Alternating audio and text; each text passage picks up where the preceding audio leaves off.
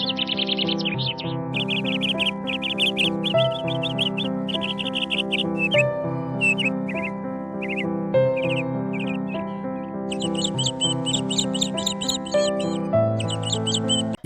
பிரியமானவர்களே, பனிமே மத ஜபக்குழுவின் காலை பணித்துளி நிகழ்ச்சி வழியாக உங்களை சந்திப்பதில் மகிழ்ச்சி அடைகிறேன். இந்த தியானத்தின் கடவுள் பணித்துளிகள் ஒவ்வொரு நாளும் நம்மை நனைத்து அவர் பிரசனத்திலும் இறை வார்த்தையில் வளர்வோம், வாழ்வை வெற்றியாக்குவோம், சிந்திப்போம், வாழ்வாக்குவோம். ஆமென். கிறிஸ்து இயேசுவுக்கு மிகவும் பிரியமான சகோதர சகோதரிகளை, நம் ஆண்டவர் இயேசு கிறிஸ்து நாமத்தினால் என் அன்பின் நல்வாழ்த்துக்கள். இந்த நாள் உங்களுக்கு ஒரு மகத்துவமான நாள்.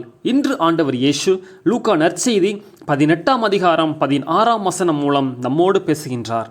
ஆனால் இயேசு அவர்களை தம்மிடம் வரவழைத்து, சிறு பிள்ளைகளை என்னிடம் வரவிடுங்கள், அவர்களை தடுக்காதீர்கள், ஏனெனில் இறையாட்சி இத்தகையோருக்கே உரியது. நாம் இறையாட்சியை தேடுகின்றோம், அதை மிகவும் எதிர்பார்க்கின்றோம். ஆனால் இறையாட்சியில் நுழைய தேவையான மனநிலையை கொண்டிருக்கிறோமா என்பதை ஆராய்ந்து கொள்ள இன்று அழைக்கப்படுகின்றோம். இயேசு இதிலே தெளிவாக நமக்கு எடுத்து காட்டுகின்றார், இறையாட்சி சிறு பிள்ளைகள் போன்றவர்களுக்கே என்று. இதில் சிறு பிள்ளைகள் என்பது உடல் அளவில் அல்ல, மனதளவில் என்பதை குறிப்பாக உணர்த்துகின்றார்.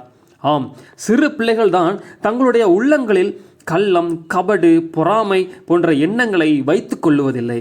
அவர்கள் எல்லாவற்றையும் மறந்துவிட்டு மகிழ்ச்சியாக வாழ்ந்து கொண்டிருக்கின்றனர். ஆனால் மனிதர்கள் வளர வளர பிறரை பற்றிய தவறான எண்ணங்களால் தங்கள் உள்ளங்களில் பொறாமை, வஞ்சகம், சூழ்ச்சி போன்ற குணங்களை வளர்த்து கொண்டு இறையாற்றி நின்று விலகி விடுகின்றனர். பிறருடைய ஒரு சில செயல்களை கவனித்துவிட்டு அவர்களை பற்றிய ஒரு பிம்பத்தை தங்கள் மனதிலே பதிய வைக்கின்றனர். அந்த பிம்பம்தான் அந்த நபர் என்று தவறாக நினைத்து கொண்டு அவரை பற்றி தவறாக எண்ணி துன்பத்தில் வாழுகின்றனர். நாம் நிம்மதியாக வாழ வேண்டுமென்றால் பிறரை பற்றிய நமது மனதில் உள்ள பிம்பத்தை மாற்றிக்கொள்ள வேண்டும். எப்படியெனில், இந்த பிம்பமானது 50% உண்மையாகவும் மீதி 50% நமது புரிந்து கொள்ளும் திறனை அடிப்படையாக கொண்டு நாம் உருவாக்கியது என்பதை அறிந்து கொண்டால் பிறரை பற்றிய எண்ணங்களை மாற்றிக்கொள்ள முடியும்.